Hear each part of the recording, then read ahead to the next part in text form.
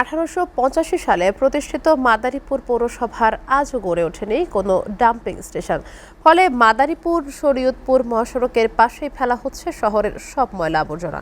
এতে একদিকে যেমন পরিবেশ দূষিত হচ্ছে, অন্যদিকে বাড়ছে রোগবালাই। তবে পৌর কর্তৃপক্ষ জানিয়েছে, ডাম্পিং স্টেশন নির্মাণের একটি প্রকল্প অনুমোদন হয়েছে। মাদারীপুর থেকে মোহাম্মদ জাকির হোসেনের পাঠানো তথ্য এবং ছবিতে একটি ডেস্ক প্রতিবেদন।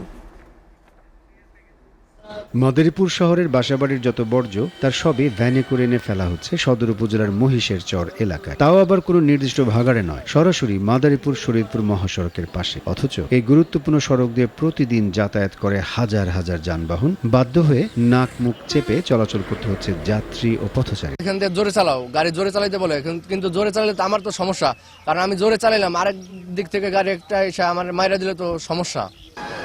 8-9 মাস ধরে ময়লা হালাইতেছে, এরপরে লোকজন সারা দেয় না।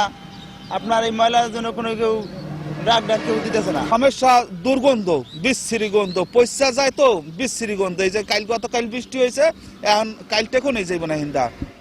150 বছরের পুরনো এই পৌরসভায় একটি আধুনিক ডাম্পিং স্টেশন না থাকা দীর্ঘদিন ধরে নিয়ম বহির্ভূতভাবে ফেলা হচ্ছে বর্জ্য। বৃষ্টি হলেই এই ময়লার বিষাক্ত পানি ছড়িয়ে পড়ছে আশপাশের ফসলি জমি ও পুকুরে। ফলে নষ্ট হচ্ছে পরিবেশ আর চরম স্বাস্থ্য ঝুঁকিতে পড়ছেন স্থানীয় বাসিন্দারা।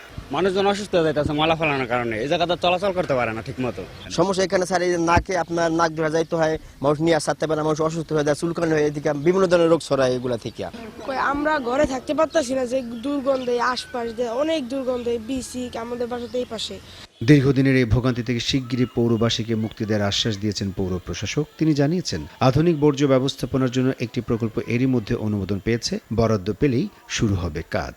বর্জ্য নিয়ে আমাদের একটা আলাদা প্রকল্প অলরেডি হচ্ছে অনুমোদন হয়ে আছে, কিন্তু এখানে কিছু ওই যে চাইনিজ অর্থায়নে হলে লোনের একটা বিষয় থাকে, তো এই কার্যক্রমগুলো চলমান আছে। হয়তো খুব শীঘ্রই লোনের বিষয়টা সেটেল হলে হয়তো আমাদের কার্যক্রম শুরু হবে। 9টি ওয়ার্ডের প্রায় 2 লাখ মানুষের এই মাদারীপুর পৌরসভা 1991 সালে প্রথম শ্রেণীর মর্যাদা পায়। এরপর 35টি বছর কেটে গেলেও একটি স্থায়ী বর্জ্য ব্যবস্থাপনা ইউনিট গড়ে না ওঠায় ক্ষোভ বাড়ছে সাধারণ মানুষের। কর্তৃপক্ষের দ্রুত ও কার্যকর পদক্ষেপই এখন জনমানুষের একমাত্র দাবি।